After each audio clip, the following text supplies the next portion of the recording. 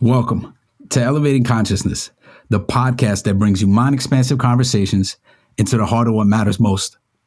I'm your host, Artem, and our guest today is Brad Kershner, an educator, independent scholar, and head of school at Kimberton Waldorf School. He's also the co-founder of a metapolitical think tank, the Reconstitution Project, and is the author of the book, Understanding Educational Complexity, Integrating Practices and Perspectives for the 21st Century Leadership. In addition to his work in education, Brad works in collaboration with thought leaders and spiritual teachers from around the world who are engaged in developing wisdom-based responses to planetary problems. In this wide-ranging conversation, we explore the Waldorf approach to education, child development, the negative impacts of social media, politics, polarization, artificial intelligence, and the role of contemplative practice in wisdom cultivation. Enjoy. Brad Kershner, welcome to the show. Brother, so good to see you. Yeah, likewise. And I want to set some context before we dive in. I believe I first came across you through a Facebook community experiment called The Garden, which was hosted by fellow liminal explorer Joe Lightfoot. And I felt the pull to reach out, and we ended up having a conversation where I found many threads of resonance. And it was cool to hear that some of my previous guests on this podcast are friends and collaborators of yours. And with that said, there's a lot of things I'd like to explore today, more than we'll have time for. But maybe we could start with your work as an educator and head of Kimberton Waldorf School. I'm curious to hear what brought you into this field, and maybe you could share a little bit about the Waldorf approach to education, as well as how that ties into other topics and interests that you're currently exploring. Yeah, thank you. There's a lot there, because really the way I find myself in education is, for me, it's just a way of trying to bring everything together in the most sort of concrete, immediate, present way that I can. You know, I've done a lot of reading and research and study and trying to do some big picture thinking. But when it comes down to it, I also just have this deep impulse to be present with people and sort of on the ground, helping people grow up and evolve and learn. So education really is at the foundation and the heart of, I think, what we're all kind of doing here as people on this planet. We're all here to learn. We're all here to educate each other and ourselves. So it's really just a natural fit for me. I took a long sort of road to get where I'm at, in and out of academia, in and out of teaching, found school leadership as sort of a way to bring together, thought leadership with embodied leadership, with still being present with children and families in a meaningful way. So school leadership has been a really meaningful endeavor for me. It feels very fulfilling. I'm able to stay engaged with the sort of independent scholarship work that I do and stay in relationship with a lot of really interesting and dynamic people, some of whom are spiritual teachers, some of whom are philosophers and writers. So to have one foot in that world still ongoingly, but also keeping one foot really firmly grounded in a place, in a community, in a multi-generational, intergenerational community.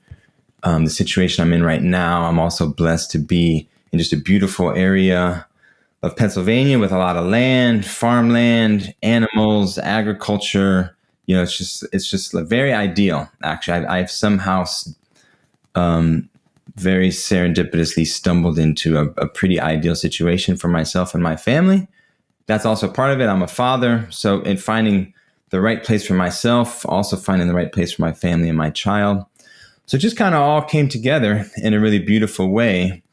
And, Steiner Waldorf education is also sort of a very interesting synthesis for me, because it brings together a spiritual religious impulse.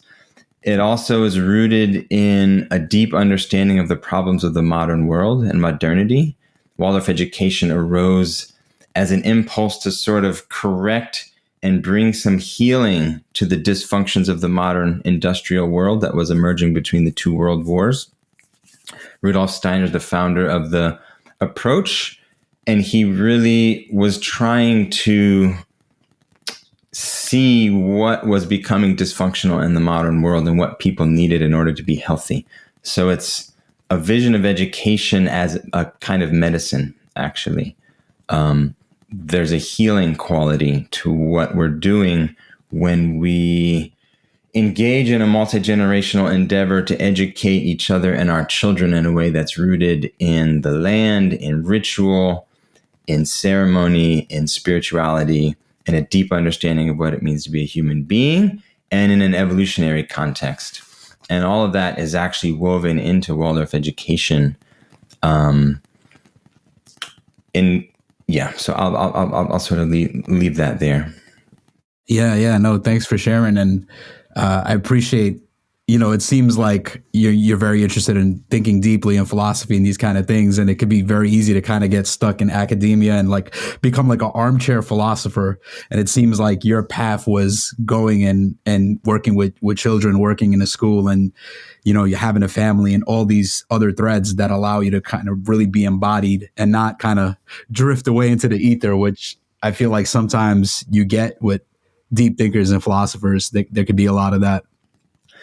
Yeah, and I had that impulse too. I sort of tried academia a couple of times, and culturally, it just didn't feel right. There was something in me at a sort of feeling level where I just realized that wasn't the right embodiment for me. But everyone's got their own role to play. We need people who are actually just thinking and reading and writing, also. So we all just got to find our way, and really the beauty of it is the uniqueness of everyone's path, and I feel like I feel really good about the way that I'm sort of trying to embody a reality and shape a reality in a way that's truly unique. And ultimately, that's what we all have to do. There's no model, there's no plan. There really is no map for how to live your own individual life. So it's just fun to see it sort of unfold for each of us. Yeah, for sure. Well, I'm appreciating your unfolding, and thank you, brother. Yeah, and I'm curious. Then, what do you think are some of the essential principles of child development, and which of those do you feel like are being most neglected in today's world? What is something that Waldorf Steiner's approach got right that maybe we're missing or forgetting now or going off track? Yeah, well, two deep fundamental principles that maybe I'll name to start are, having a sense of developmental unfolding and timing. So not rushing things and understanding the sort of both in terms of sequence and in terms of timing, right? And having this sort of simple intuition that pulling on grass doesn't make it grow faster, right? You have to actually let things unfold in time. And combined with that realization, a sense of the importance of environment. And there's deep intuition there in terms of understanding how sensitive we are as humans and how susceptible we are to environmental influences, how important the care that we take with childhood environment really has an impact on children. And I think in the modern world, that's one of the things that we see is sort of the abrupt shift in environment from a more natural environment to a more human-made and technological environment, and appreciating the radical change and the implications of that in terms of how those two things fit together, the sequence of human development and the timing of it on one hand, and sensitivity to environment on the other hand.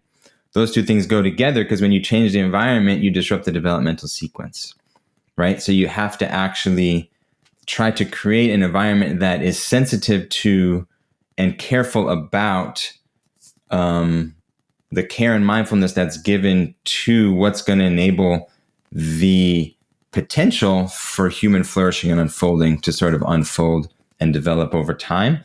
So it's also can look very simple and deceptively simple. So like the implications for that lead to things like play-based education, right? Things like not actually rushing academic learning. And to get a little bit more detailed, we can think about the sort of the incarnation that's happening over time and the way that the brain is developing over time. there is a lot of research that supports really simple, intuitive notions that are embedded in Waldorf education, like waiting until after the child is around 6 or 7 to begin formal instruction with literacy.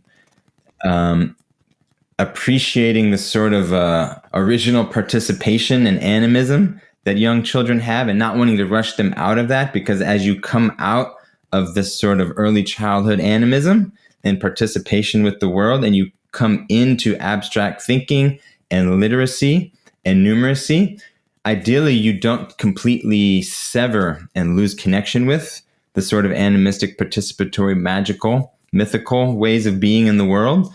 So the more gently and carefully and slowly we allow the educational process to unfold for children, the more that we'll actually be able to healthfully integrate and stack the different structures of consciousness that are unfolding, right? So as you move through magic into mythic, into rational and mental, if you do that gently and carefully and beautifully and artistically and musically and playfully, you can keep the magic and the mythic and not completely sever them and lose them, right? But if you're sort of thrown into an industrialized, mechanized, digitized world that is hyper abstract, hyper rational, you lose something, and then it's hard to integrate it later. So what you end up with is young people and adults who've been sort of cut off from the foundations of their own becoming and their own development, and they're dealing with various kinds of psychopathologies as they get older and searching for ways to reintegrate and re-inhabit sort of lost parts of themselves.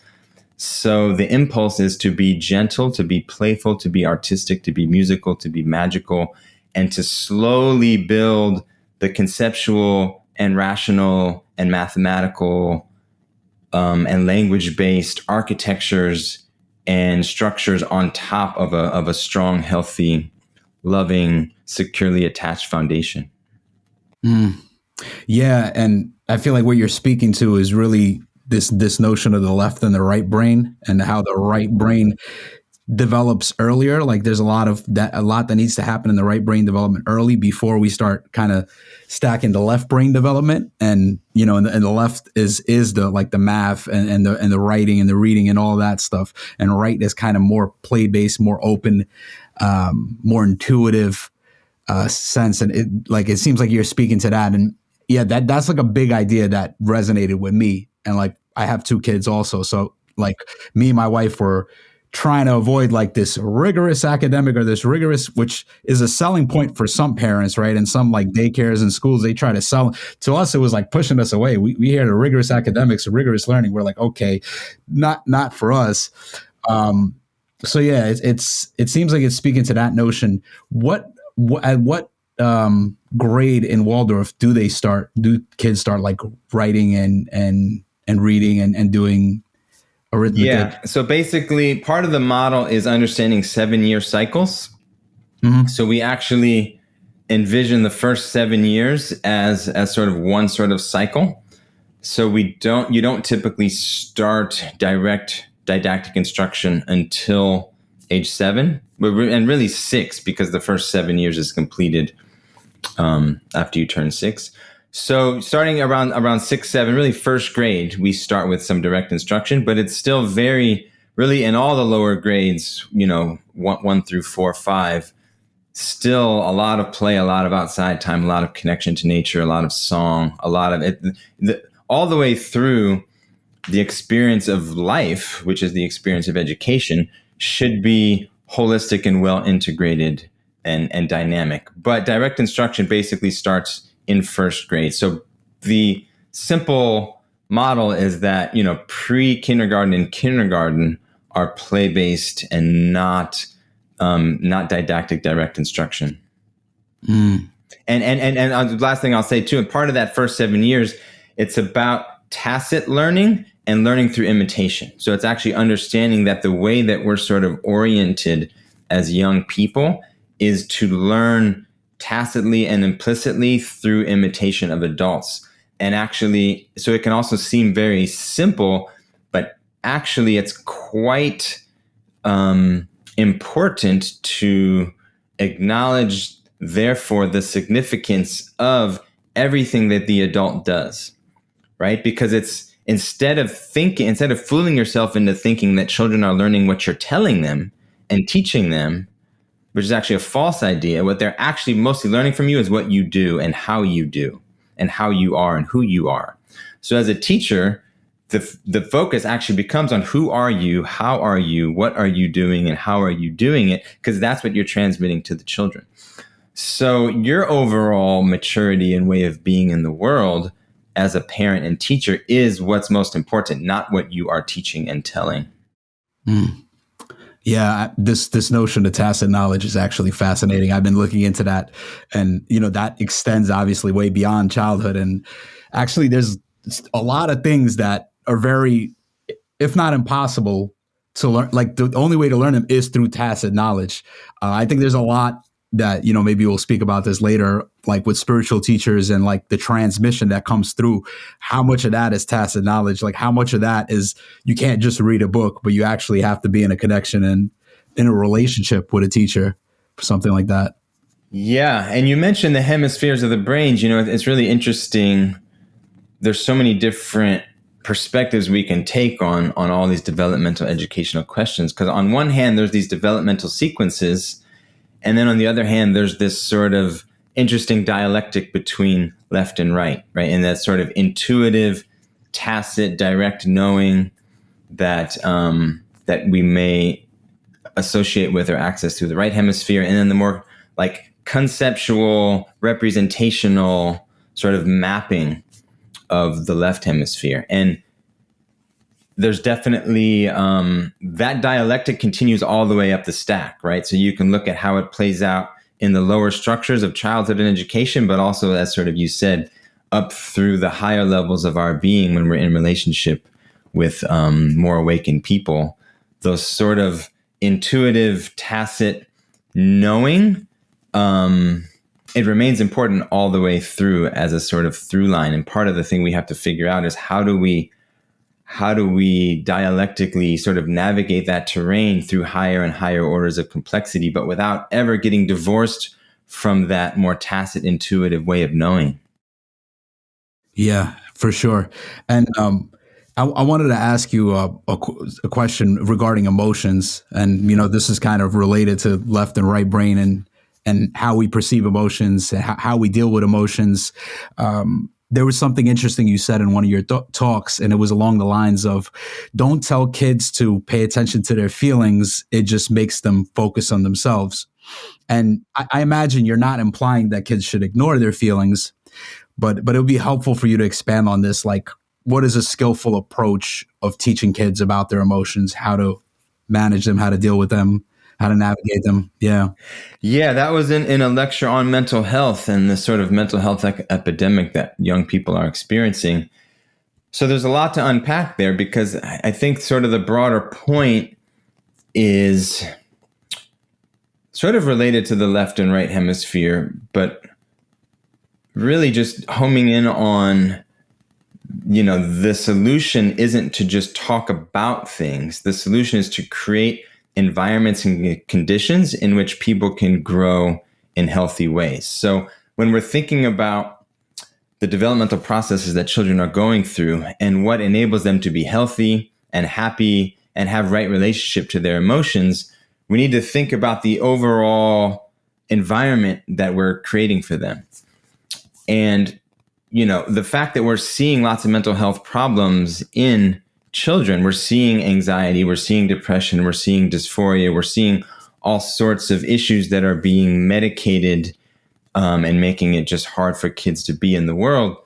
The solution to the problem isn't to just teach didactically the children about anxiety or depression, right? Like, and that can create a sort of rumination too. So like therapy, it's actually not therapeutically helpful to just get people to sort of ruminate and think about their problems. That can actually make it worse. What we actually need to see with maturity and insight and foresight is how do we actually shift their environmental conditions so that the causes of those problems are eradicated, right? So like if the cause is their overall environment, their addiction to cell phones, social media, like those are actually the underlying causes and factors that need to be addressed, and leaving them in that dysfunctional environment and then talking to them about their problems, I think is just really not helpful and not effective. So it's a sort of simple point, but I feel like we're stuck in this place of feeling like we can't change the environment, and we're just ourselves coming to some awareness that these problems are manifesting, and the impulse is just to talk about them. And again, but it kind of recreates the problem, because part of the issue we're having in education is that we're overly didactic, we're overly explicit, we're overly sort of conceptual and abstract in talking about things, as opposed to having a sort of intuitive, embodied awareness of what's needed, and like shifting things more subtly and more environmentally. So as adults, we have to deepen our understanding of what the underlying issues are, so that we can shift the underlying causes, as opposed to just talking to kids about the problems and then not actually fundamentally changing the things that are causing the problems. Does that make sense? Yeah, I think definitely the environmental thing makes sense, and the cultural thing makes sense. And then there's also like the aspect of like what do you do yourself when you're in a particular environment? What do you do? Like if you have a child and they're dealing with a certain environment, like somebody's annoying them or something's happening, something's frustrating, they're fighting with their sibling. You can try to rearrange the environment. And also like the question of environment is like a bigger question, in the sense of like it's more complex. So then it's like, how do you teach them? Like, what can they take? And it seems like there is something about emotional intelligence that I'm still trying to figure out within myself, of like being able to differentiate what I'm feeling, being able to hold awareness and space for those feelings and not collapsing into them.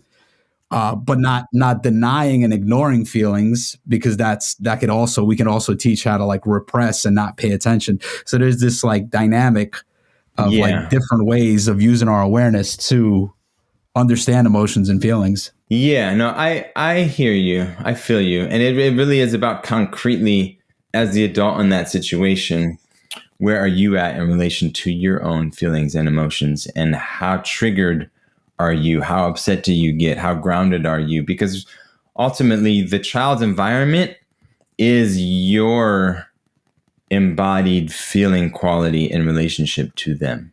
They are like, if we're talking now about like in the home, parents and children, it's similar principle for teachers and children, but I think it's more intense with sort of parents and children.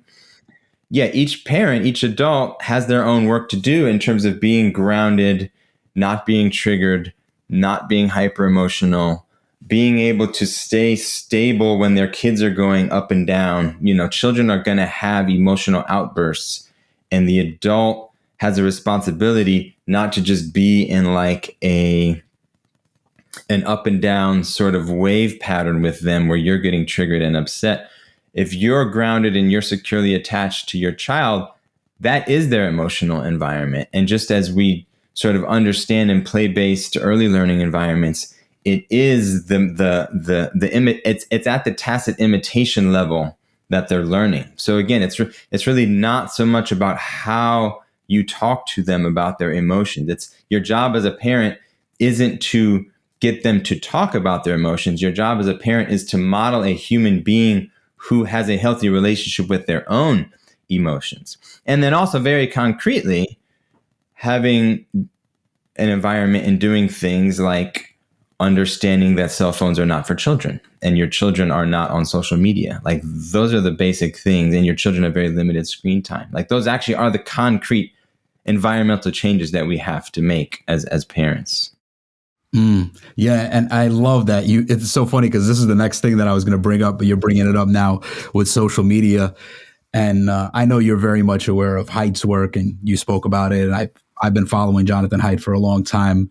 Read multiple of his books, but his newest book, The Anxious Generation, really speaks about how you see these kind of, as you see social media becoming more prevalent, and you see like a spike in mental health issues, and not just, with reported like anxiety, depression, these kind of things, but actually self-harm and even suicide, where it's like, it's very clear that these things are happening. There are people that kind of push back against, whether it's, correlation is not causation. I am very much aligned with Jonathan Haidt's thing, but I am curious if you've heard of taking children seriously, this parenting approach. It's called taking children seriously. Mm-mm. Yeah. The reason why I bring it up, because some of what is said with this approach is kind of different when it comes to like screen times. Because I noticed you talking about screen times, and I think one of the things you said was like the legal age is like 13, right? So basically, when you're 13, you can have access to the whole wide web, everything that's on there, without any limitations. And I think you said that it should be like 16 or 18, right? That limit. And there's people that have a different approach to through social media and screens. And like, I'm really curious, because I think in general, I align with a lot of what you say and like what you think. And it's kind of hard to challenge that when you're kind of aligned. Like, I feel like we're aligned on a lot of things, but it's interesting for me to kind of bring some of this up. So maybe I could kind of explain a little bit of like taking children seriously. And I'll do my best, because there's like, I'm still trying to understand it, and there's different variations to it. So a lot of it comes from David Deutsch. Have you heard of David Deutsch? So it's like him and this other lady, and there were several people that were like the main proponents, but there's like now a lot of people that kind of speak about this approach. And basically, the approach of taking children seriously, it seeks to avoid using coercion or forcing kids to do anything when possible. It believes that humans are largely fallible, and that we are just as likely to be mistaken about something as our children. So we may have a sense of like, this is what is right, or this is what is good, or this is the way that you should live. And we could be wrong about a lot of things. We might have blind spots, and we may actually be preventing our kids from seeing something beneficial because we're so entrenched in like, this is what's right. It holds radical trust as the highest currency. So it seeks to maintain trust and believes that anytime we force or use coercion with our children, it dissipates it.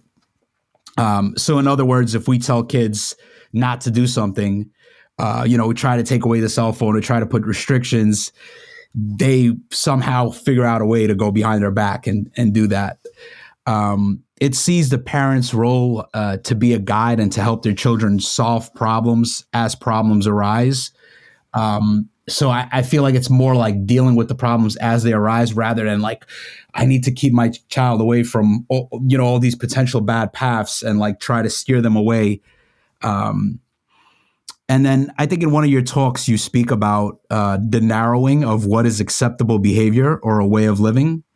And like we see in China, I think you used the example of China. They're constantly like trying to control down and hamper down, or like Amazon factories, where everything is like, this is the right way and you can't like deviate from that. So I think like those are China and Amazon factories are like the opposite of what taking children seriously is proposing. So that's a little bit about that. And I'll actually want to bring in another thinker that wrote a whole book, and he speaks about social media, but I'd love to hear like some of your reflections of like, maybe some of what I said was resonating, and some of what you're like, I don't know about this, or yeah. So there's a lot there, and I had a pretty clear intuition of what you meant by taking children seriously, because I've heard that view shared in different forms, and it's a really interesting take on things, because as with so many things, it's filled with half truths and deep confusions all mixed together. So there's definitely some partial truths there. The underlying premise of taking children seriously, epistemic humility, being open to learning from your children, all of that are good partial truths.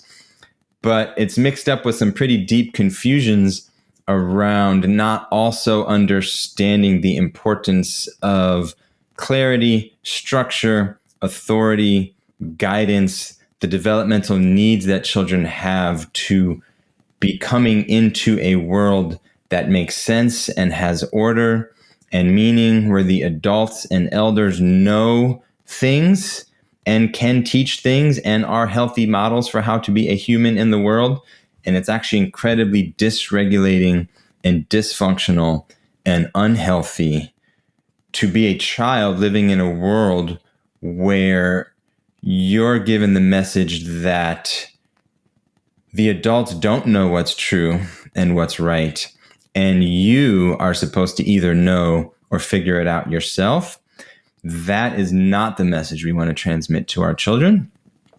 It's very just dysregulating and not building a strong foundation. So we have to actually mature as adults to take some of those partial truths and some of those good and well-intended impulses to be respectful toward children, to listen to children, to be open to learning from children. But we have to take a sort of more of a both and integration of those insights along with the more sort of traditional foundational insights of education. And what we're sort of seeing, what that worldview, I think, is an exemplar of, is a sort of postmodern intentions divorced from traditional and modern foundations, right? It's not integrated. But if you actually see that there's good and bad things with each previous structure, so it's sort of like an anti-traditional, anti-hierarchical, anti-patriarchal sort of impulse, right? In trying to just flatten everything out. And it's okay to critique and understand the limits of previous incarnations of traditional, patriarchal, hierarchical, traditional structures.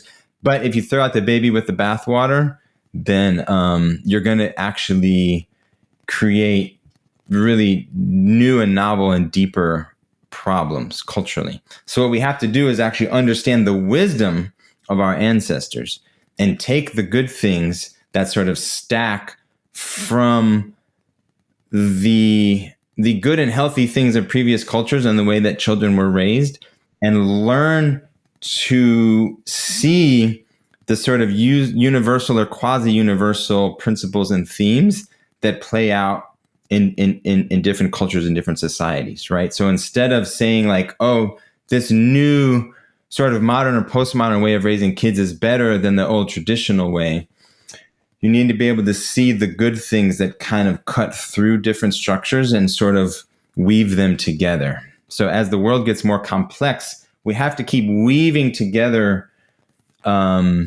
ever more beautiful tapestries of ways of being together as people that integrate prior modalities, as opposed to just dismissing them and thinking that they were bad and we're going to do better. Because basically the bottom line is that approach, I think, does not end up working because it does not understand the developmental needs of young children.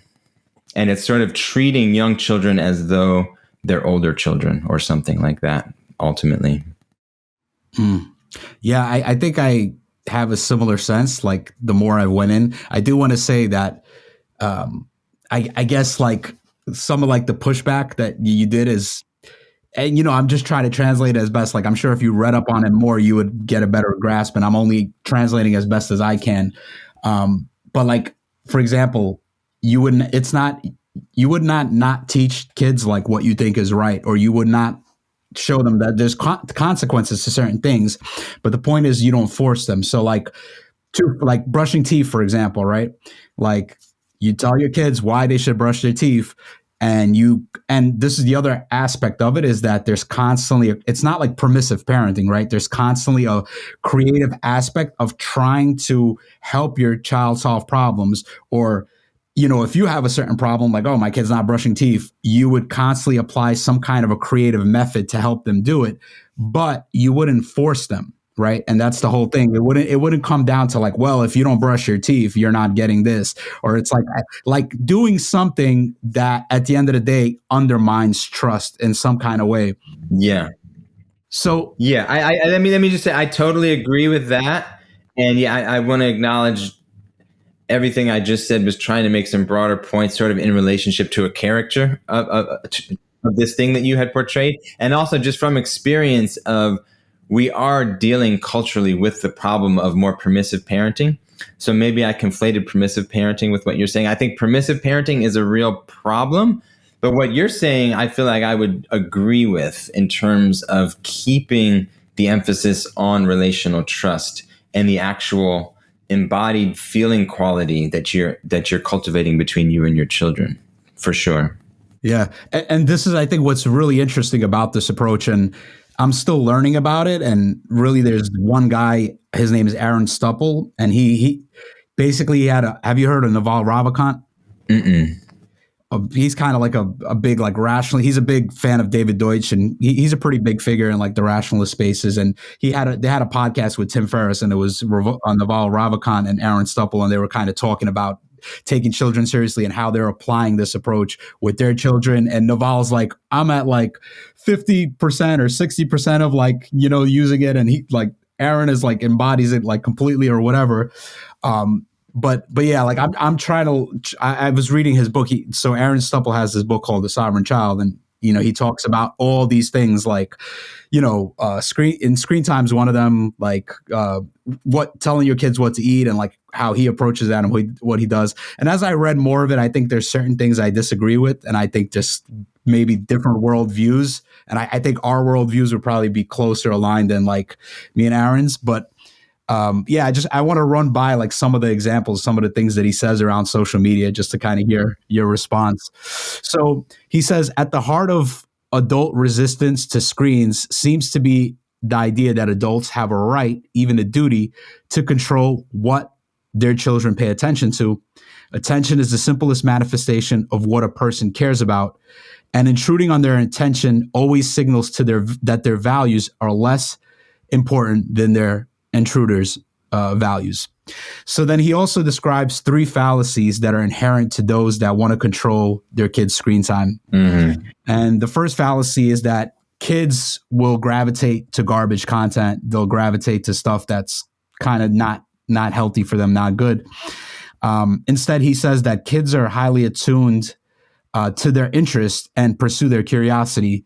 So the sense is that, like, say they use YouTube, right? We might, from a certain perspective, be like, oh, they're just watching garbage content, but really they're clicking different things and going down rabbit holes and attuning to their interest and following potentially, their curiosity and learning different things that they might not learn if they're cut off. So he says that a kid's interest is the prime indicator that the content is generating thought and that they are learning. He says the second fallacy is that children's programming displaces more sophisticated content. Instead, he proposes that kids often start out with simplistic content, which they get bored of, and move along to more sophisticated content. And that's actually essential to their development, that if they're restricted to deeper content or bland educational material, they may actually come to resent learning. He writes, how many people have been turned off from the classics because they were forced to read them when they were young? And then the third fallacy is he speaks about is that virtual experiences are less valuable than real life experiences. And he says, with that logic, books could also be restricted. And then even all storytelling could be seen as like a poor substitute for actually doing something, right? Because it's like talking about it rather than doing it. And he acknowledges that, real experiences can be richer, but they often come with opportunity costs. So there's a lot that can be discovered through like TV, watching programs, going on YouTube, following your curiosity. He also says that media is a portal to cultural knowledge, and that historically adults are prone to moral panic around media's influence on children. And we see this from radio to novels to television to comic books, rock and roll, video games, rap music, internet, social media. So this kind of thing. So that's kind of how he's thinking about it. Yeah, that's a lot. We maybe should have gone one at a time because that's a lot of points. Strikes me as maybe like a Stockholm syndrome philosopher or something. I think I strongly disagree with all of those points. I think he's deeply confused. Yeah. Well, first of all, we have to talk about different ages. So it's hard to generalize with kids, right? Kids are at birth to 18. So there are deep differences. Again, understanding human development means understanding sequences, understanding progression, understanding ages and developmental appropriateness. So it's a different conversation if we're talking about 6, 7, 8-year-olds versus we're talking about teenagers. And it's just, again, it's those sound like interesting examples of weaponizing good ideas to actually encourage behavior that's harming people. And the harm is clear.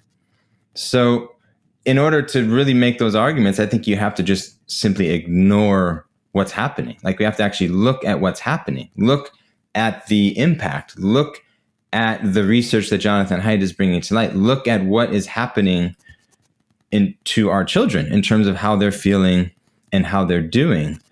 And to equate screen time and social media with reading a book and telling stories, at that point, you sort of, it's hard to trust that that's that's actually a good faith argument, because there's so many differences there in terms of both what's going on internally, in terms of outcomes, in terms of neurology. I mean, it's just, there's so many differences between what's happening when you're following algorithmically determined sequences of very rapidly changing content online, which definitely has been demonstrated to funnel attention and perception in particular ways. To compare that to reading a book or hearing a story is, that's so off the mark that it's hard to really know how to respond.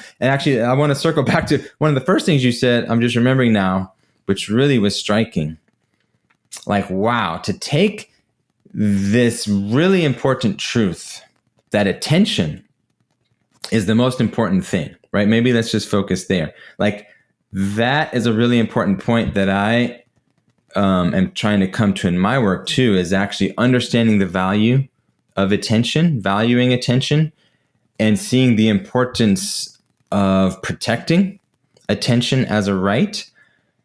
So that's where we agree. But to argue that young people, that it's good for the cultivation of a young person's attention for them to be online and on social media, that's just so strongly contradicted by all the evidence we have of how it actually affects them and their attention. And actually, we need to see it more developmentally. So the cultivation of attention is something that has to happen, right? Like, we want to help our children to have long attention spans, to have regulated, like well-regulated and well-integrated sort of neurological and physiological functioning.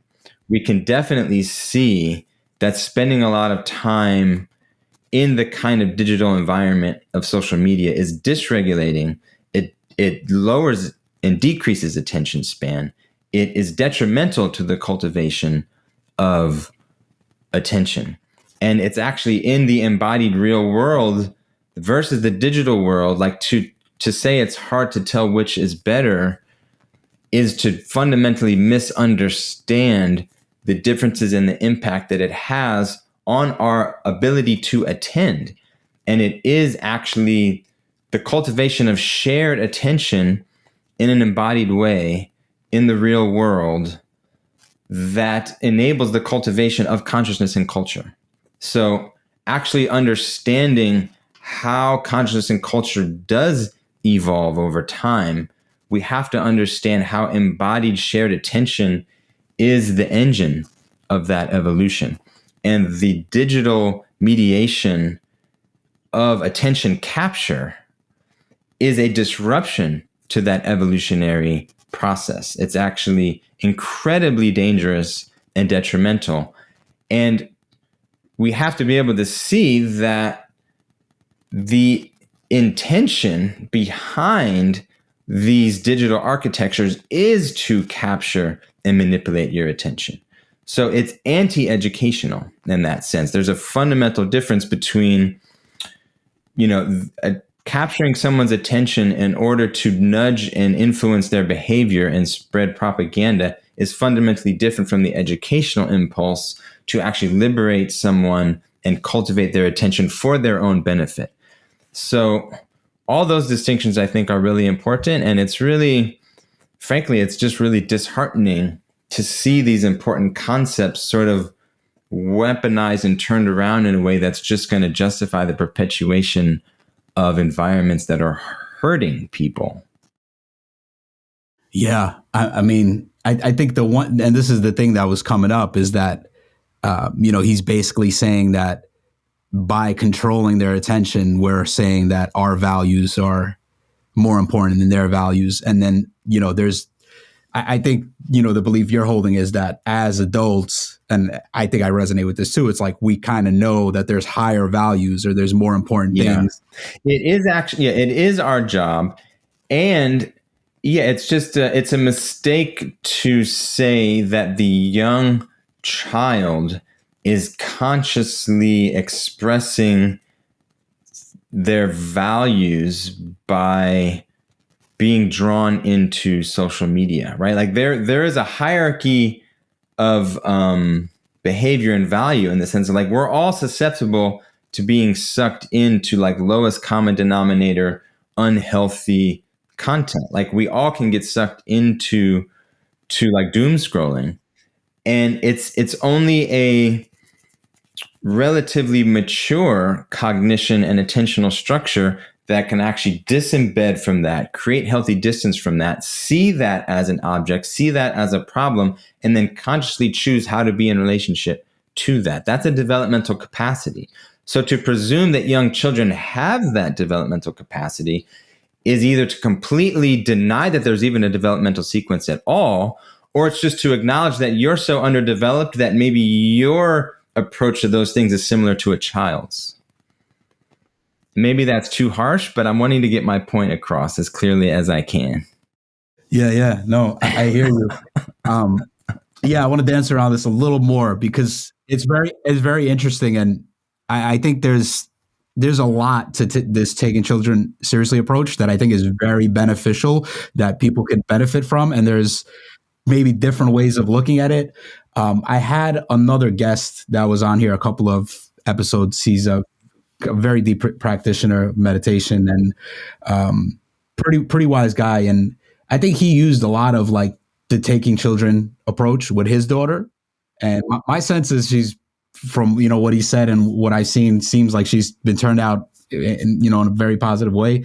Like one of the things he mentioned, for example, and this is where there's a difference, right? When we talk about screens, there's probably a difference of what that means, like a screen.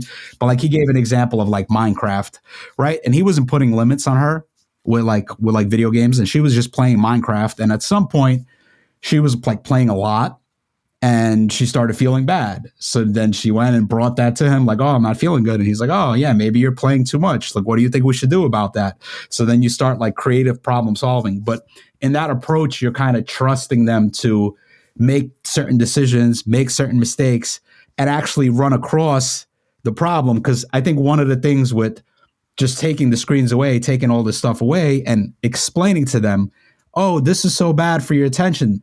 Like on some level, they don't get it, right? They don't get it until they have the experience, which we're trying to prevent them from having the bad experience. But in a way, it's like they don't get it until they run into it. So then when they actually run into it, now it's like, oh, now it's a problem. Okay, how are we going to solve this? Let's creatively work around this. So I think that's like another piece that I see there. And I don't know if you have anything else to say. Yeah, no, that's all good. And it's all in how you do things. So some of the quotes and ideas you shared earlier that I was responding to signaled a lack of appreciation and understanding of the problem.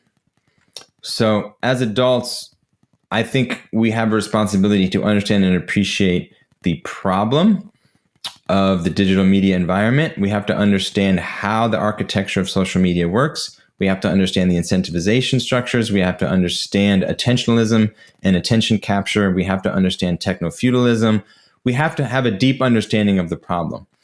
If you have a deep understanding of the problem, then you can choose the most nuanced and thoughtful way to help your children come to understand that for themselves.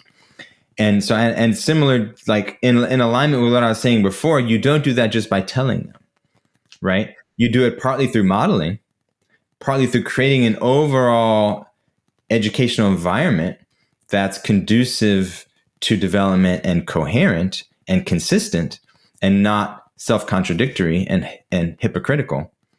But you don't do it just by wagging your finger and saying, this is bad, don't do that, right? So it's the same with like food. Like it's hard to get kids to eat healthy, and there's this sort of forbidden fruit tendency of like, if you forbid something, then they're going to want it more.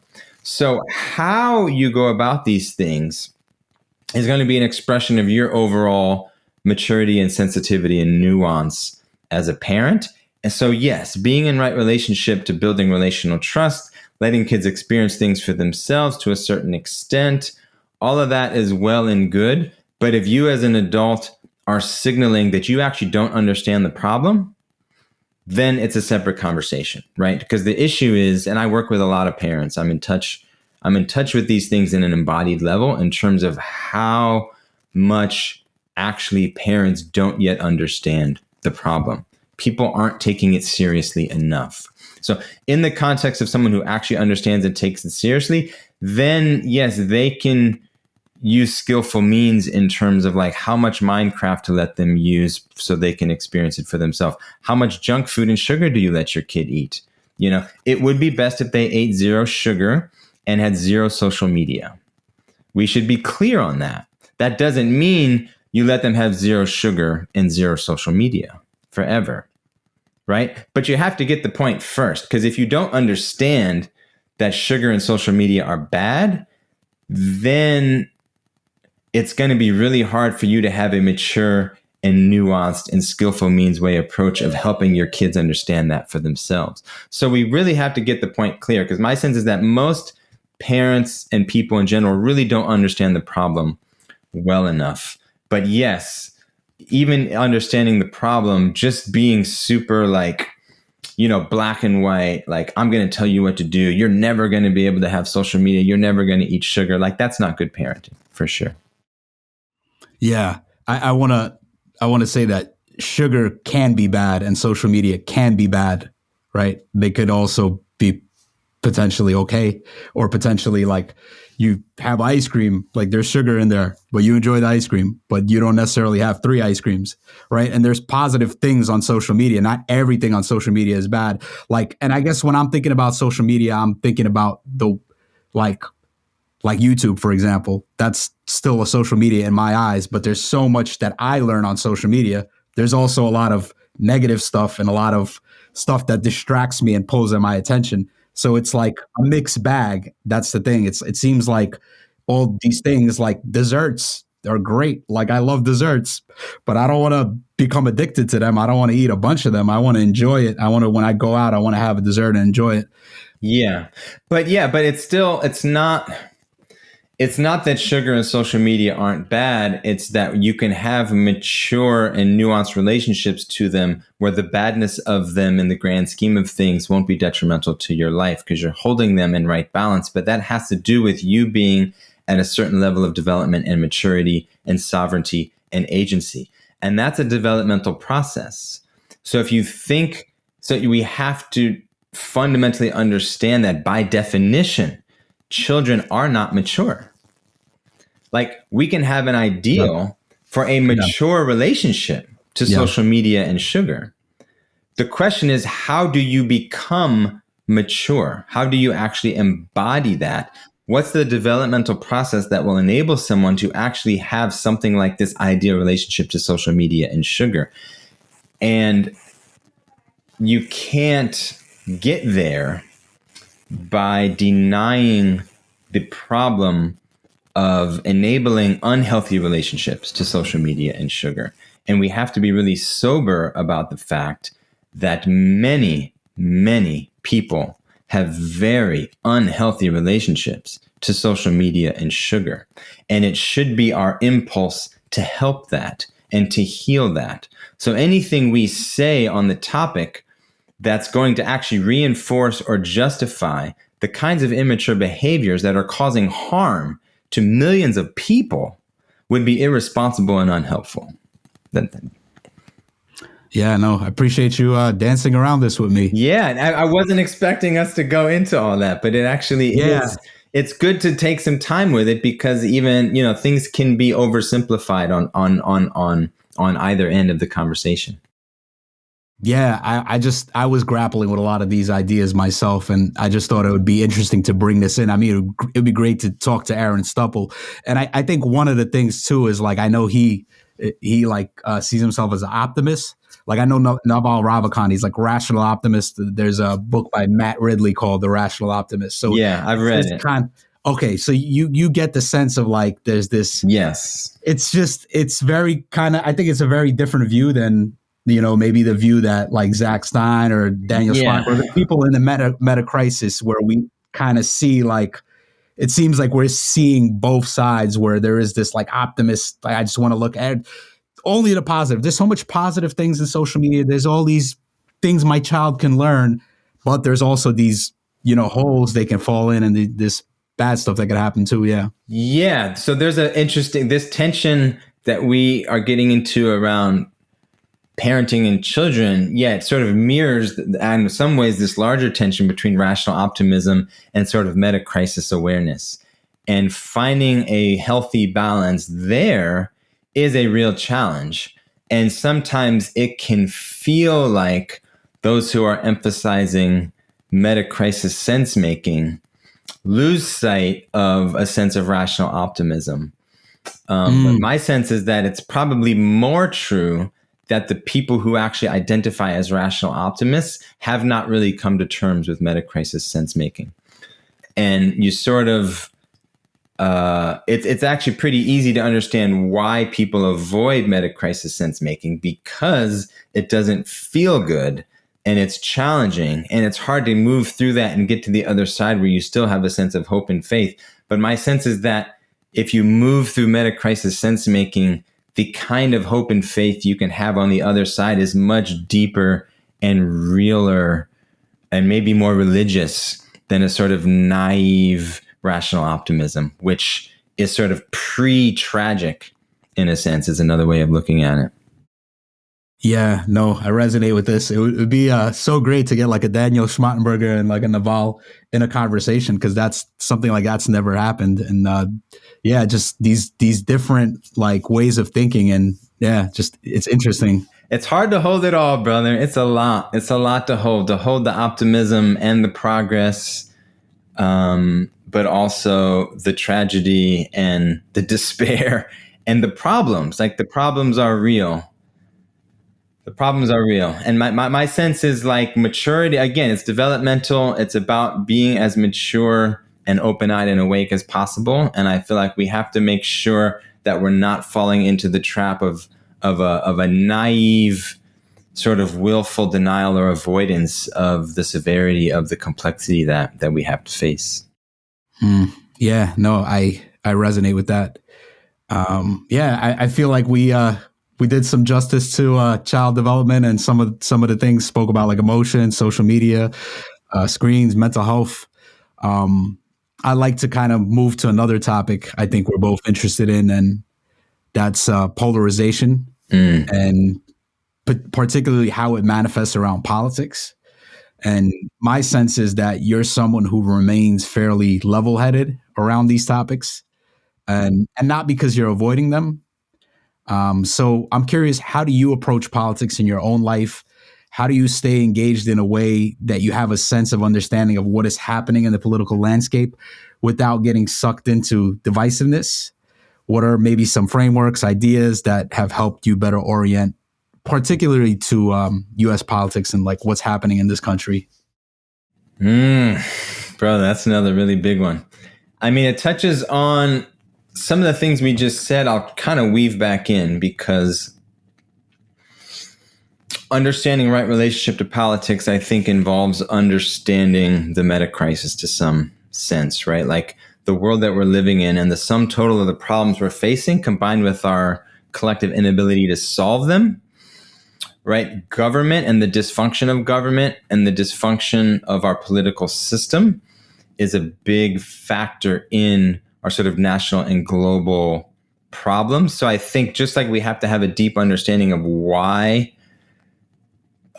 social media and the digital media ecology is not healthy and is currently having a negative impact on humanity, we also have to have a deep understanding of why our government is dysfunctional, why the incentive structures are off, why the relationship between economics and politics and culture is all distorted and unhealthy. Because if we don't first have a deep understanding of the actual problems, we will inevitably fall into naive relationship with those systems and structures, right? Thinking, for instance, that like choosing the right side is going to help, right? If you think that choosing the right side in a two-party system is the answer, you do not have a deep understanding of political dysfunction. If you do have a deep understanding of political dysfunction, you know actually that anything resembling an actual resolution or answer to political problems will be found completely orthogonal and tangential to picking a winner in the two-party system. So it changes your relationship to the two-party system. So that's just sort of, preface to say, like, my emphasis is on individual and collective understanding, and the idea that the more we deepen our understanding in sense-making, the more we will find our way towards different kinds of behaviors and thinking that would actually resolve some of these problems. But we're stuck in a situation where the most readily available actions not only don't solve the problems, but they might actually contribute to them.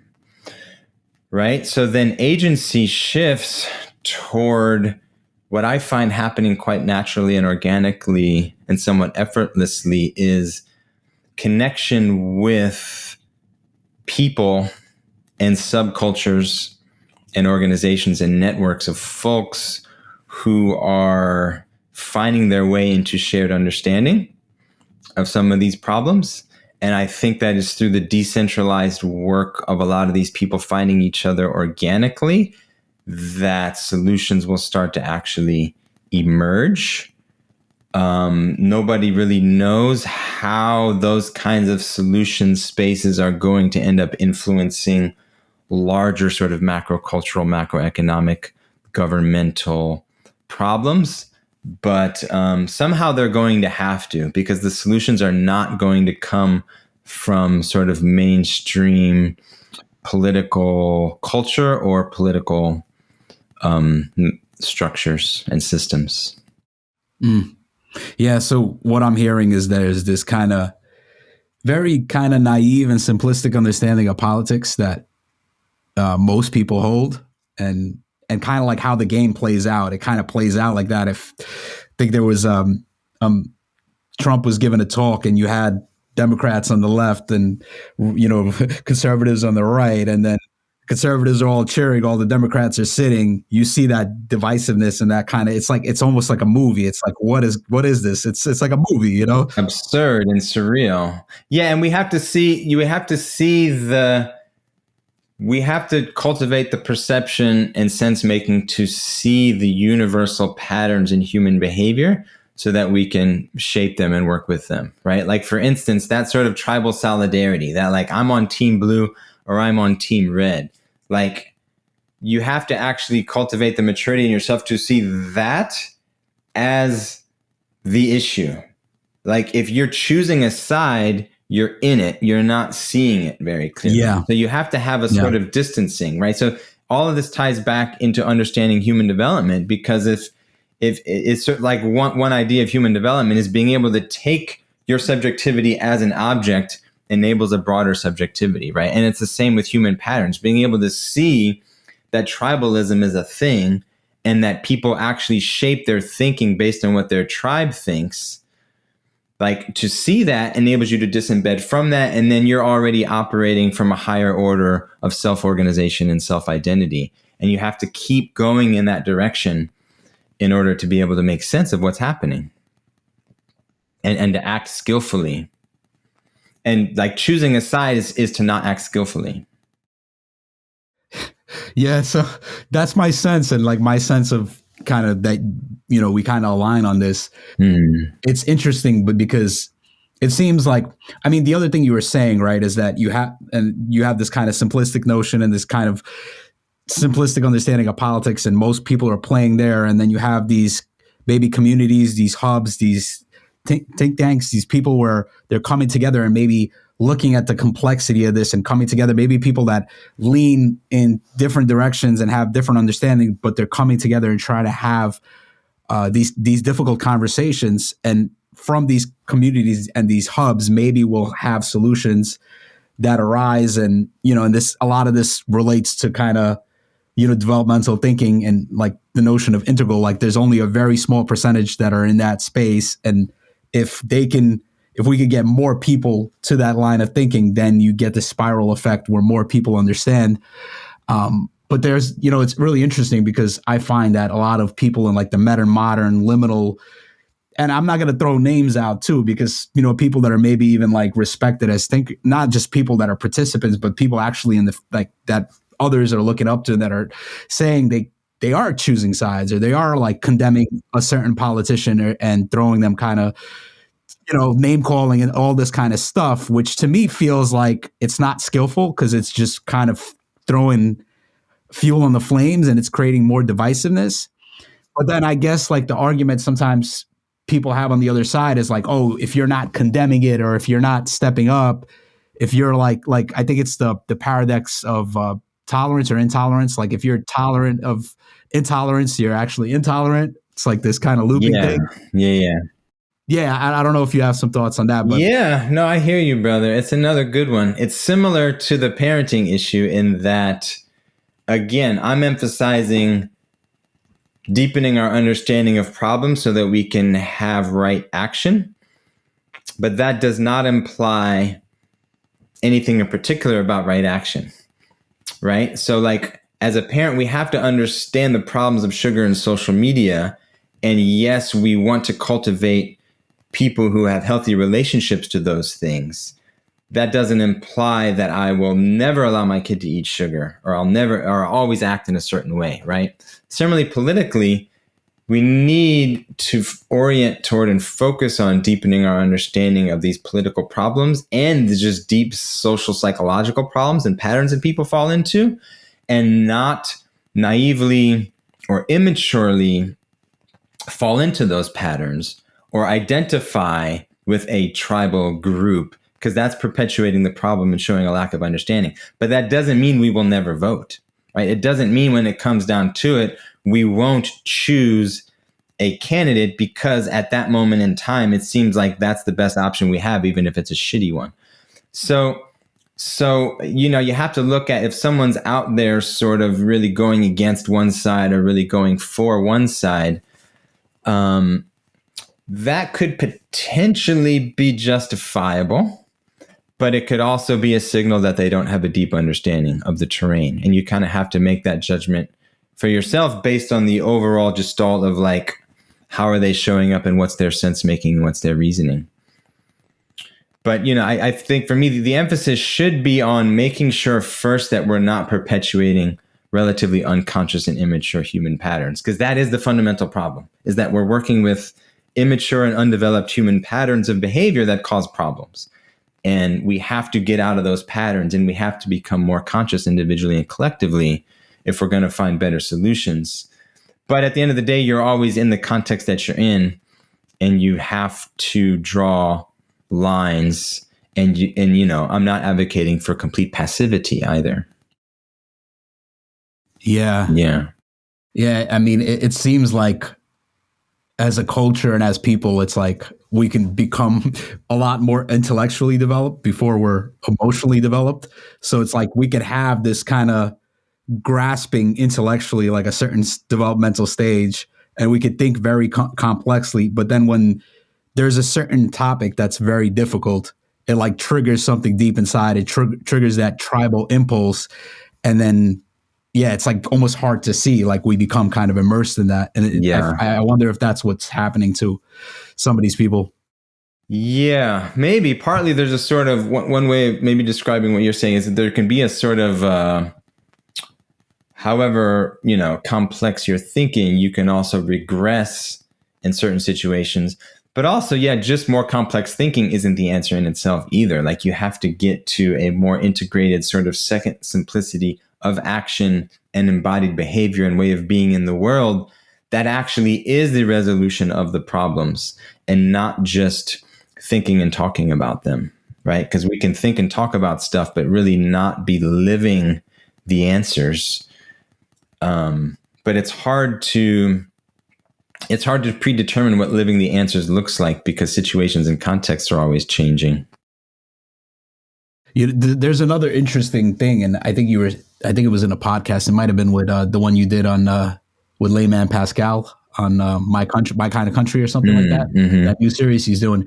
But I think it was this notion about whether we're open about our political stances or whether we kind of just keep it inside. And that really got me thinking because, my understanding about our identity, it is social, it is collective. And as soon as you put something out there, it's almost like you start gravitating to it. It's almost like you start moving in that direction. And then there's like this need to be congruent, right? It's like, this is who I am. I'm a conservative, or like, this is who I vote for, or I'm liberal, whatever the thing is, there's like a need for congruency. But there's also, when you look at reality, it's like things are always changing. We're always changing. Our beliefs, like we might feel one thing one moment and we might feel something else in another moment. So it does seem like there might be something that's useful in not being so open about all our stances all the time with everybody in every situation, because maybe that enables some kind of like complexity and this ability to evolve and change, because there is something when it's kind of like the audience capture thing, when people start creating a certain content and talking about a subject and they're getting a good response, they just start feeding into that. So I wonder if there's something like that. I wonder if that's your sense and maybe why you're more private with some of the things. And, maybe that's, how I am too. I don't know. Yeah. Well, yeah, we got to keep it liminal. You got to try to be cultivating and navigating spaces that are open and not closed, not predetermined. You don't want to signal things in a certain way that just lead people to think that they already know the answer or the resolution, right? Like once you oversimplify or identify with a particular thing that's very known and very closed, then the conversation's over, right? We want to keep people actually thinking, and pedagogically, educationally, we want to disrupt the patterns that pull people into sort of closed identity environments, right? Where you have this sort of overarching identity structure or ideology that's already sort of preset and predetermined. That's the problem. Like people falling into those kinds of identity ideology structures are the problem. So in our conversation about these things, we should be trying to perpetually disrupt that. So that's the biggest part of it. It's a pedagogical move that's oriented toward people learning, as opposed to just reinforcing pre-established identity structures. But also for myself, I just have to be careful because I consider myself the leader of a community, and it's a community that I want very much to be transpartisan. I believe very deeply in the importance and beauty of having embodied, lived educational communities like the one that I'm in, where we have a shared grammar of value, we have an orienting ethos that is very much transcendent of like partisan conflicts, right? And it actually is possible for people who would otherwise be identified with Team Blue and people who would otherwise be identified with Team Red. It actually is possible for those people to be in a community of shared value together. And those are the kinds of communities that we need to build. So if we want to build a community of shared value that includes people who are coming from this political diaspora of nonsense and really reductive identity, like we want to be an attractor for people from both of those teams and people who don't identify with a team, I want to create a cultural attractor that actually attracts and includes and integrates all of those different kinds of people and sort of establishes an ethos and a culture that's resonant with and valuable to and meaningful for all different kinds of people, like actual diversity, right? Because we've like in the homogenized, predetermined binary of like red and blue, it's segregation. It's like extreme cultural segregation and homogenization. And we need to disrupt that. Everything that we say and think around politics should be with an energy toward disrupting that sort of homogenized segregatory impulse and like breaking that up and disrupting it so that we can create actual diverse communities of thought and perspective. Yeah, no, I appreciate that. And it's awesome that, you're a leader in the school and the head of the school, and that you hold that kind of perspective. And it's like a broader identity, right? There's an ability, identity is a very fascinating topic, and we can hold so many different identities. And, you may hold an identity that's unique to you, and I may hold an identity that's unique to me, but there's this ability that we have to create more expansive identities where it fits everybody in. And then we have this line of connection where we can talk, where often it's like, there is something in humans that they don't like that liminal. They don't like that. And I want to know, where do you stand, Brad? I want to put there's something in us that very, very tribal wants to put in a box, because it simplifies things, right? It makes it a lot easier to navigate. It kind of reduces the uncertainty where, even like a lot of like Socratic questioning, like what Socrates would do is like, he would put people in this like unknowing space, right? And it's in that space that we discover deeper truths, but there's a lot of discomfort of being in that. Yeah, they took him out, man. Yeah. They often do. It's those gadflies that get taken out. So I'm trying to walk that razor's edge of like being the pedagogical gadfly that actually cultivates collective maturity without getting canceled. That's a fine line. For sure. Yeah. And it's fun. It's fun to try. Yeah, for sure. So here's another topic. Maybe we could move to this one. One of your recent talks was on artificial intelligence and how it differs from natural intelligence. It would be great to hear some of your sense making around this topic. Along what lines do you feel AI can benefit humanity, and where do you feel it's limited and perhaps misguided? Yeah, thanks. I think that AI definitely can benefit humanity. It really comes down to how humanity is doing. I think that mature and thoughtful and healthy humans could consciously choose to use digital computation and what we call artificial intelligence in all kinds of beautiful, awesome, amazing, wonderful ways. I think that immature and undeveloped and unwise humans could cause a lot of harm and damage through the power of that digital computation that's unleashed through what we're calling artificial intelligence. And maybe even more fundamentally, what I'm trying to point to in thinking about AI is the feedback loop that we're caught in, where right and positive and good use of AI depends on human capacity and maturity and intelligence and consciousness. The kinds of digital environments that we're creating for ourselves right now are undermining that human development and capacity and maturity and consciousness. So we're actually, and it all loops together, right? All these themes weave together because our overall environment is our educational environment. Our overall lived environment impacts how we think and who we are and how we grow and develop. And if we build a digitally mediated environment that's not conducive to human growth and development, it's going to make it harder for us to be the kind of humans who can have right relationship with technology and AI and create environments that are conducive to human development, right? So we're caught in this strange loop of a pickle where we have to become conscious enough to artfully and skillfully use our technology consciously enough so that it actually becomes good for us and the planet. And right now it seems like we're on this precipice where technological evolution is racing ahead based on the sort of structures of consciousness and culture that are kind of prevalent right now.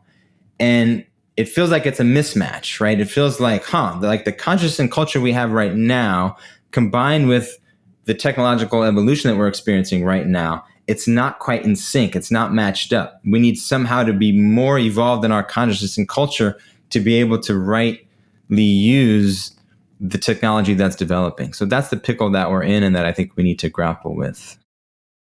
Yeah. So from your perspective, it would be wiser to put some brakes on the progress around AI because we're moving too quick. This thing is growing; it's becoming more powerful, but we haven't matured on a widespread enough level, and probably many of the people that are in power and kind of in charge of regulating this technology, maybe they haven't matured. They're not the most wise people that we've ever met or seen. Yes, to put it bluntly, yes, wisdom involves restraint. And this actually loops back to parenting too. It's all connected. Once you see these universal themes and these sort of archetypes, when you have this sort of arch-disciplinary view of things where you see these like unifying principles, they run through everything, right? So it's like wisdom implies restraint because it involves an awareness of how things will unfold. It involves being able to see second, third, fourth, fifth order effects of actions and behaviors. So you choose what you do based on an awareness of how things are going to unfold 7 generations down the line, right? So maybe you don't move fast and break things because you can break things that aren't easy to repair.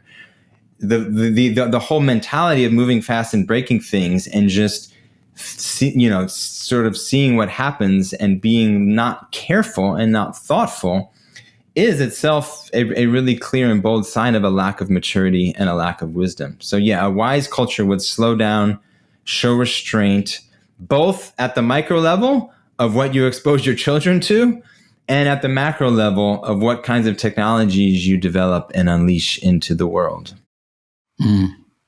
Yeah. It's a crazy thing, like the whole TESCREAL thing. Yeah. The transhumanism. Yeah, it's nuts, man. To really get into the worldview that some folks are operating with and to understand the fundamental confusion that's at the foundation and the power that they have. I mean, the combination of power and confusion is pretty striking right now in this moment. Yeah, it's interesting because wisdom and power is like a big conversation, and this is something I've been thinking about a lot. It's like, how do we cultivate wisdom? How do we cultivate power? And it seems like wisdom is in a lot of ways cultivated kind of in unknowing. It's cultivated maybe in small communities and becoming embodied and doing certain practices and being contemplative, right? And you see this, you can have monks and you can have deep practitioners that are very immersed in kind of these kind of practices and these kind of communities. But at the same time, they can kind of get stuck there. And then you have entrepreneurs and these different people that are kind of pursuing power and they're building things and they're creating things in the real world. And they develop all this power and they have ability to move things, but it's almost like these wisdom and power get divorced from each other. And this is one of the interesting things about power is that it really feels good. To have power, to feel powerful, to feel like it feels good, and to feel powerless and to not have that, it doesn't feel good. So there's almost like there's this, the only way I can make sense of this worldview, right? It's very difficult to step into this TESCREAL worldview. But if you really think about it as like, oh, I just like being in power. I just like being powerful. I just like only looking at what's good, only looking at the optimistic thing. Like it just feels good. And I'm addicted to that. And I'm unwilling to, step into look at the dark side of these things and to kind of, be like, oh, actually I'm wrong, or actually like for myself, like I can notice how I want power, right? I want power. I can't deny that desire is there, but I also am weary of that, right? I'm also weary of that. Like at the same time, I'm like, whoa, like I know I want this, but I don't want to, take power in a way where I'm manipulating, or take power where, it's misguided and where I'm actually I end up harming people, or like I'm becoming greedy. Like it's this very like sensitive kind of thing for me. So it seems like it's very easy to become addicted to that. It is, and everything you're saying also implies a kind of introspection and internal work that one has to do on the path to become more conscious of what's going on inside of you, and being conscious of those impulses and those drives and those lower level sort of ways of functioning and being in the world. But the problem is this worldview you're describing militates against that introspective work. And just to spell it out for people a little bit in case they don't know, this worldview you're referring to is being transhumanist, accelerationist, sort of technological utopian, sort of techno-utopian optimism. And the impulse is to just accelerate everything happening as much as possible, and also tied up with a kind of determinism and materialism too. So it's like feeling like, well, it's inevitable anyway, which ultimately determinism is a separate thing, which doesn't make sense because it's self-refuting, but also a kind of materialism where some of these folks actually think that there's no meaningful difference between like being a human and being a carbon-based life form and being a computer chip and being a silicon-based life form.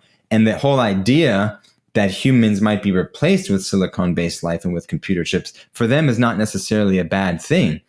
So there's all kinds of pretty crazy assumptions and ideas built into this worldview. But all of that, if you hold that, it militates against the kind of work that has to be done to overcome that, right? Because it's like flat. It's like there is no interior. It's all just material. There's no interior reality or reality to values. Like the world that they're living in is completely flat and devoid of the kinds of things that would enable us to actually do the work that has to be done to have a more conscious relationship to our technology. So, the only way out is to help people not fall into that worldview. I think we have to find a way to not enable that worldview to become as dominant as it's becoming. Yeah, it's like it seems like you have to do so many like backflips and like intellectual stuff to maneuver around to even like see things. Like it's hard for me to even like I almost want to like put on like a VR set or like that can allow you to like really embody that and like what this, because from a certain perspective it seems like so disconnected and so depressive. And like some of the people that push this stuff, they don't seem right on the surface. They don't seem like they're depressed. They seem so positive. So like this is the only view. And it's like how it's interesting how people could hold such radically different views. It is. It's hard to understand. Actually, I think the left hemisphere, right hemisphere lens can be helpful here, because to me it's a real insight when you connect the dysfunction and pathology of the tech materialist determinist worldview with understanding the worldview of people who literally have right hemisphere dysfunction. And like the sort of left hemisphere worldview, they literally are disconnected. It's like they're living just through their left hemisphere. They've lost their right hemisphere connection to reality. They're no longer really grounded in a whole brain, whole body, embodied connection to reality. I actually think that that's what we're dealing with here. We're dealing with very dysfunctional, disconnected people and orientations to life, and they are using their power in ways that are creating environments that make those dysfunctionals more prevalent and more common, to the point where even well-intended parents justify perpetuating those technological environments on their children, not really seeing the damage that they're doing. Just to kind of loop that back in again. Yeah, no, I think that's probably one of the best frames, and I love McGilchrist's work around this, the left and the right brain. Yeah, it's so important. Yeah, so interesting. helpful frame, I think, of seeing this. Yeah, as we kind of now get to the tail end of our conversation, maybe we could, kind of look at the more contemplative side of things. And Yeah. I am actually interested. There was a thread that we were chewing on in our first conversation around the metamodern liminal space and some of the different views and maybe disagreements that are there. What do you feel are some of the big questions being explored, as well as the big disagreements that we kind of see in, the metamodern liminal space, the space we're kind of mutually immersed in? Yeah. Yeah. I mean, it's overall, I just want to say too, it's beautiful to see metamodern sort of subcultures emerging, right? I feel like something has to emerge. Like it's exactly what needs to happen. We need these liminal metamodern communities to emerge. We need more people grappling with unification meta theories, right? So one of the things that's happening is you have different meta theories popping up. I feel like integral theory was sort of a foundational and important unifying meta theory that a lot of people were attracted to. And now sort of other meta theories are arising that have some overlap but are distinct from that. And it's creating more of a collective attractor for people, which is like transcendent from and sort of outside of the limits of the sort of political binary. So it's creating a sort of alternate liminal space. So that's really important. It's essential that it's happening. So it's beautiful that it is happening. But I think part of what's happening is like people are being attracted to it for a wide variety of reasons. And the ideas are so interesting and so powerful and so novel that they're inevitably going to attract people from a wide range of perspectives. So, there's not a lot of unity around all the people who are attracted to integral theory or metamodernity. So there's a lot to unpack in terms of why, right? But I think one thing you have to grapple with is it is inevitable that the kind of like meta-systematic up to like paradigmatic cognition that it takes to actually generate a unifying meta theory, you can be attracted to it and talk the talk without having that level of complexity, right? So you do end up with a lot of folks in the space who are kind of, they're kind of playing with these ideas in sort of a left hemisphere way, but they're not actually grounded in reality in a way that would generate these kinds of ideas. So you're going to have issues there.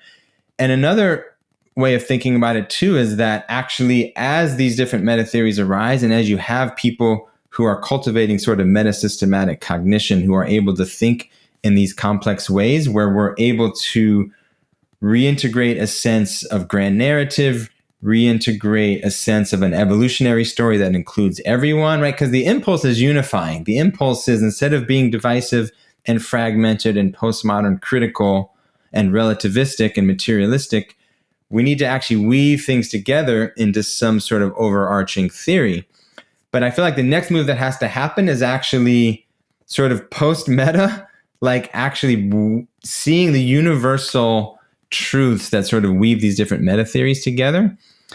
And that implies a certain, I think, sort of religious spiritual sensibility too. So one thing that's interesting that comes up is there's this sort of political metamodern impulse of like, okay, let's transcend the left versus right.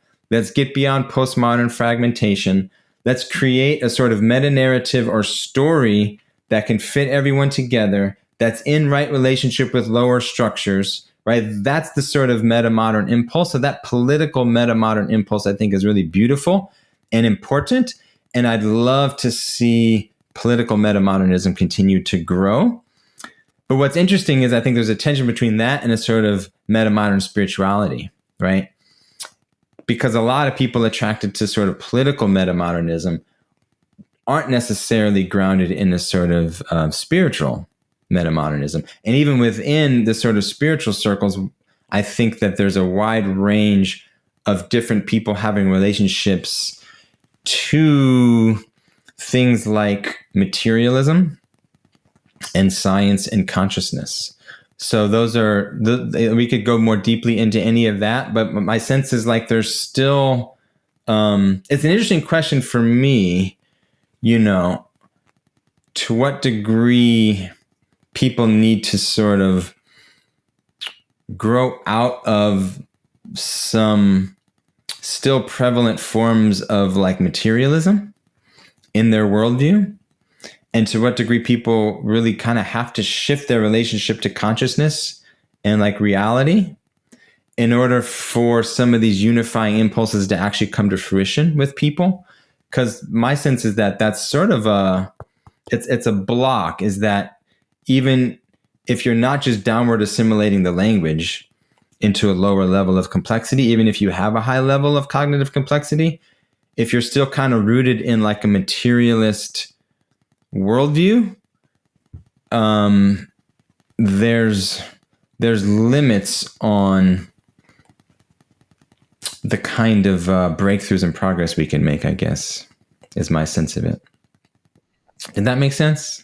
Yeah, no, for sure. I mean, I think like the notion of secular Buddhism, it's like a very materialistic, like there's this notion of, there's this strain of Western Buddhism where it's very much like that. It's like kind of strips all the sacredness and all the myths and all of that. And it's just like this kind of optimizing ourselves, right? Like you're just a machine and you're optimizing yourself through meditation and through these kind of practices. And then, I'm actually very curious. It's like why that doesn't work or what is missing. And it's like, it's kind of like difficult to point to when we say that, like, why is a materialistic worldview doesn't work? What does it end up missing? What is it there that, because in one sense you could say like people just have different perspectives on consciousness, and somebody thinks that material is fundamental, somebody thinks consciousness is fundamental. Why would holding the view that consciousness is fundamental be somehow more evolved, or why would that potentially afford a greater depth or a realization of something? Yeah, that's a fair question. I think what we're seeing is you can go quite a long way toward having postmodern and metamodern worldviews that are helpful and constructive and are contributing to culture in meaningful ways, regardless of where you ultimately come down on some of those questions. And that's sort of the direction that we're moving in. But my sense is that there are ever deeper levels of unity and unification and coherence and harmony that are opened up through realizations into transmaterialist understandings of reality and what we all are and what's happening ultimately. And that if we're still sort of in, it also has to do a little bit with left-right dialectics, because ultimately, if you're in a sort of more materialist worldview, I feel like you're still in the representation, you're in the conceptual, you're actually in relationship to the world that your left hemisphere is creating for you, as opposed to what you can know directly. And actually, there's a way in which what we actually know is that which we cannot completely or adequately conceptualize or map or represent.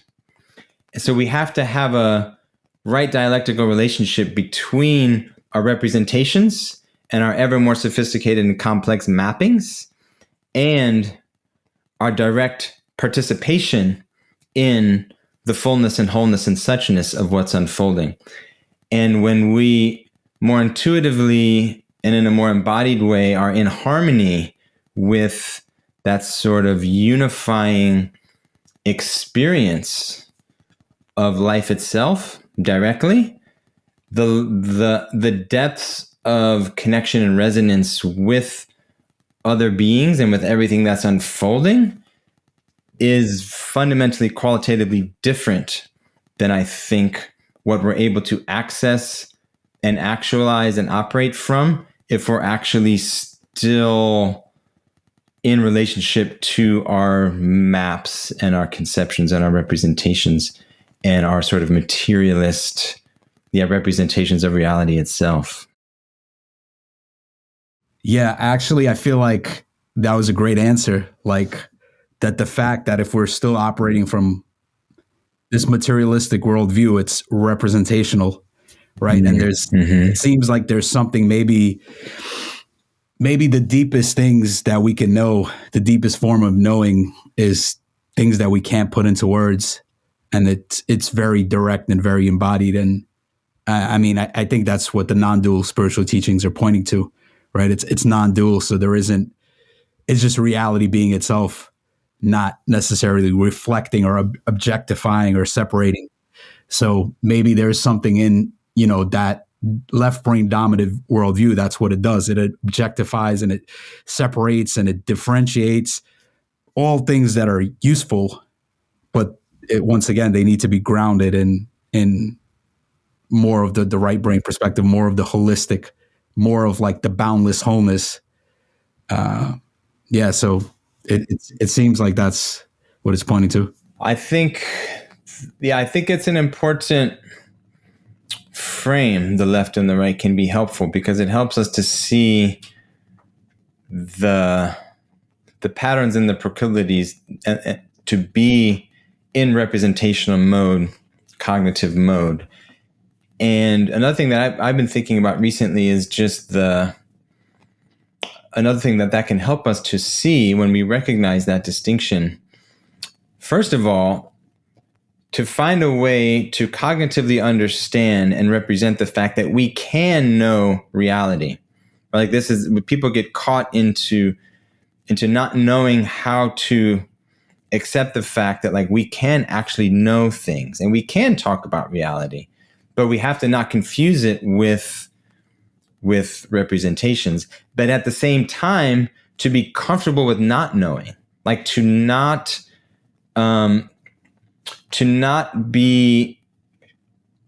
succumb to the need to feel like we have to know things that are so hyper complex that we can't fully know them, and to be comfortable with not knowing and have epistemic humility, right? There's a tension there. Like on one hand, people, and you see this in metamodern spaces too, when, especially in the more political conversations, we're all so inclined to feel really strongly and passionately that we're right about whatever it is, XYZ issue. When because of our media ecosystem, because of the way digital media and social media works, because of how filtered and distorted all the information that we're getting is, there's so many really hyper complex, hyper objects in the world right now that there's a lot of things that we can't really know for sure. And we're all falling into the trap of having too much assurance that we're right about XYZ, right? And at the same time, people have this materialist worldview where it's like, well, we feel like we can't know reality directly, right? Like we don't believe in a kind of awakening. And I feel like those two things need to flip in a way where actually we can learn to cultivate and trust in our holistic, direct, intuitive knowing from which we can act in right relationship to reality directly. But that doesn't imply that we know for sure the truth about like vaccines or whatever, right? Like there's so many hyper complex things that like you don't even know, like we don't even know why JFK got shot. Like we don't, like there's so much we don't know. There's so much that we get filtered to us about current events, and we're too sure about those things when we should have more humility. And at the same time, we have too much humility about direct knowing, where we can cultivate that more directly and fully. Does that make sense? Yeah. And I'm wondering if you feel like that's where maybe meditation plays a role. Mm-hmm. Yes, for sure. I'm actually curious. Yeah. Because I know we spoke about this a little bit in our first conversation. Were you a student of Dan Brown's? Yes, I was. I was blessed in that way. Yes. I guess maybe I'm curious to hear kind of more how meditation fits into your life and all these threads. Yeah, thank you. Meditation is very underrated and underappreciated. Still, I think even with the positive press that it gets, I don't sense that culture at large and even sort of metamodern integral cultures actually are really appreciating how important and central a contemplative and meditative life is to all of these questions. There are foundational reorganizations of one's relationship to self and life, and others that can shift through the awakening process that unfolds through meditation. And for me, being exposed to developmental models in my early 20s did me the great service of convincing me cognitively that it was worth my time and energy to meditate, right? And to try to actually traverse the territory instead of just studying the maps.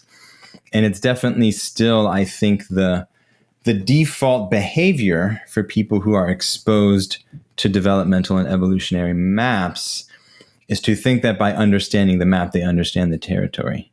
But the territory is explored best through contemplative and meditative modalities.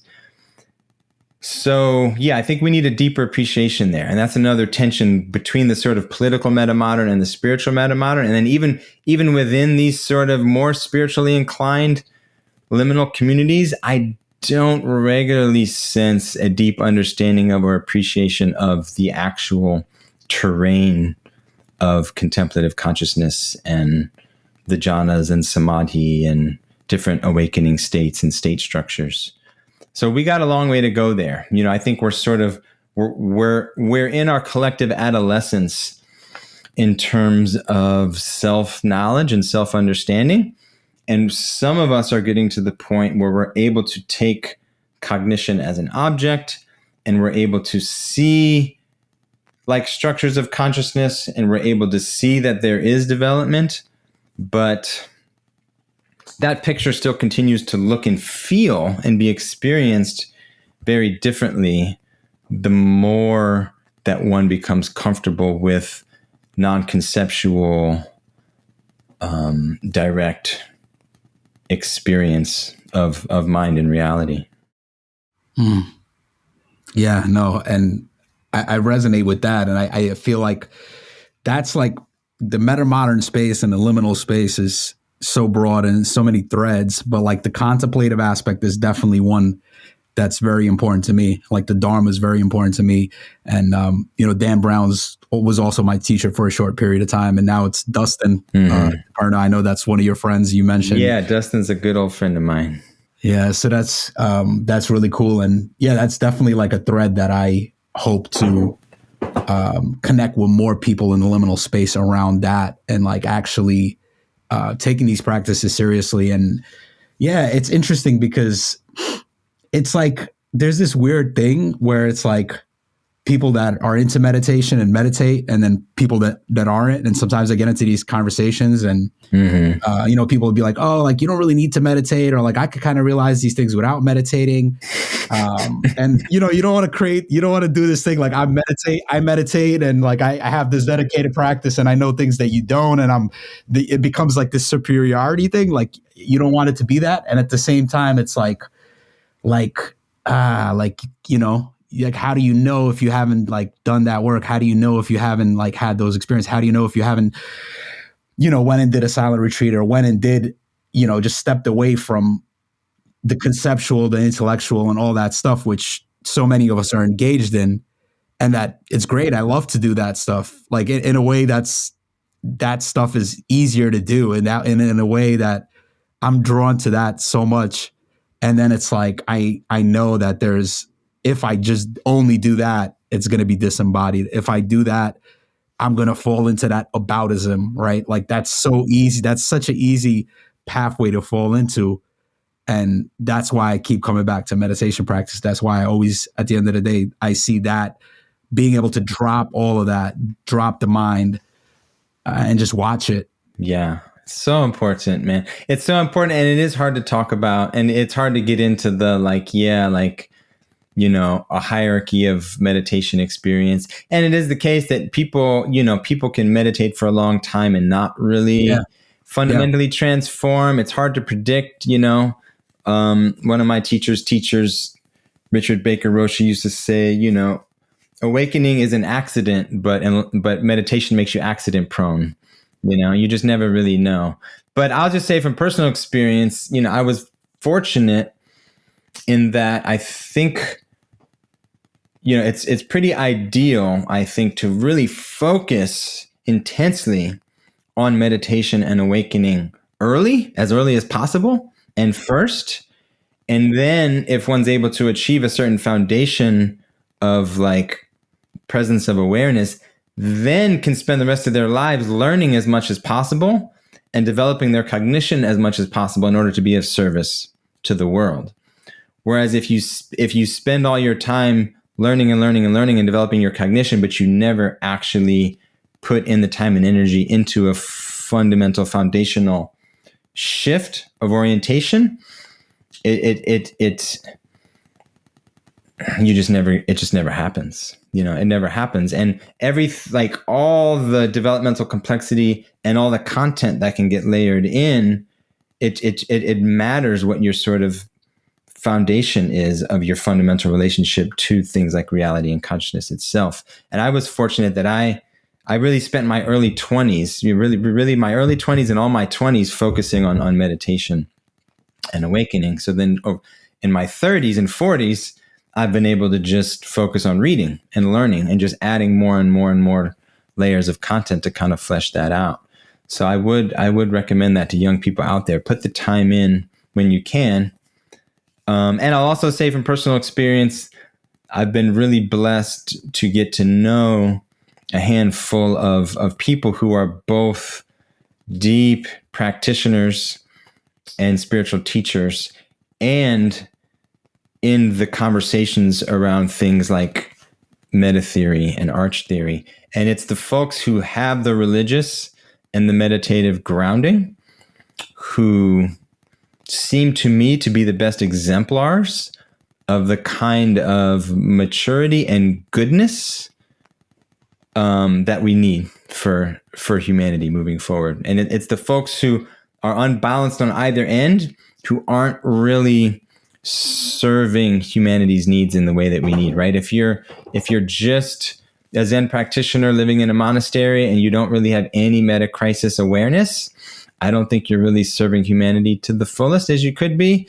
And if you're just caught up in interesting conversations and reading, but you're not really doing the work of clearing out and opening up, then I also think that you're maybe just not being as helpful as you could be, which is what it ultimately comes down to.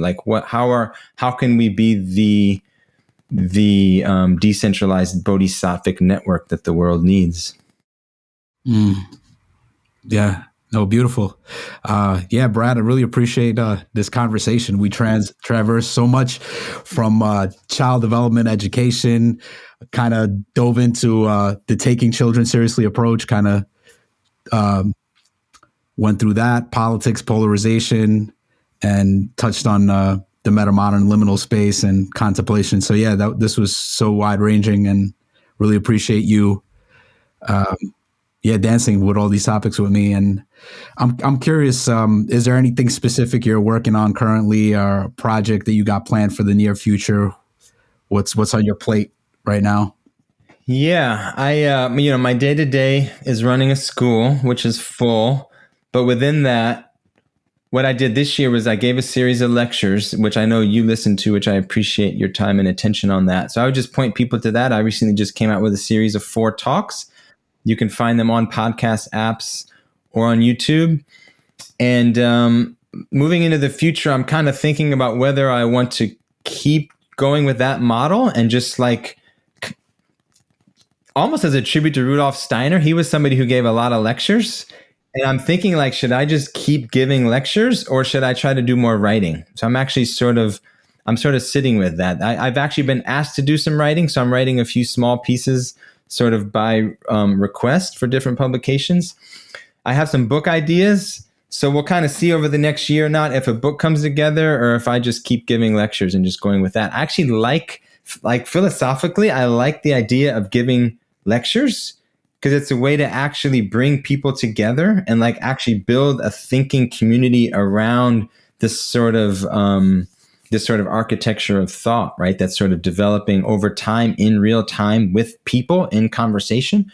So there's something that I really like about that. So I might just keep doing that. But at some point, I'll probably put some things in writing as well. But folks who want to follow what I'm doing can find me. I'll just mention I don't have a website, but I have a Substack called Integrated Emergence that people can check out.